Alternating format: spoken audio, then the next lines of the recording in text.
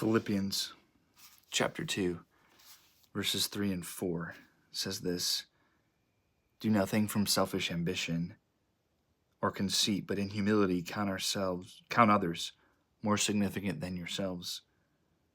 Let each of you look not only to his own interest, but also to the interest of others."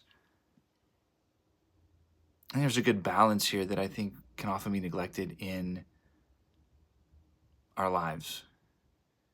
Part of humility is understanding our own needs, our own struggles, as well as the struggles and needs of others. That's what Paul says here. He says, listen, we need to pray about our own selfish ambition or conceit, our own desires of being solely focused on that, what we want, our pleasures, our goals, our needs. But in humility, we need to look at others and count them more significant than ourselves. And then in verse 4, he draws this balance. Let each of you look not only to his own interests. So he doesn't say, don't look at your own interests, don't look at your own needs, but balance. Don't just look at what you need, but also to the interests of others. I think, and that's part of Christ-like humility.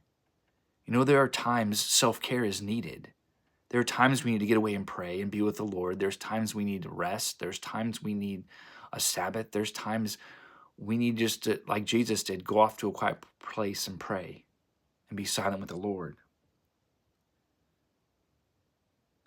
But there's also the need of loving our neighbors ourselves, of paying attention to the needs of others and interest of others, of thinking of others. And so it's this balance that we walk in that gives us emotional and spiritual health. Because if we just solely look at the needs of others, we neglect our own needs. And if we solely look at our own needs, we just become self-consumed and we forget about others. So that's the beauty of this humility of Christ that he's going to go on to talk about, the example of Christ here, which we'll look at.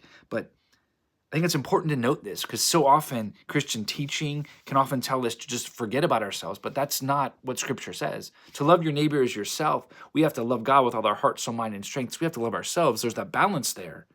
For me to truly love my neighbor, I have to truly love God, and I have to truly love who God is making me into.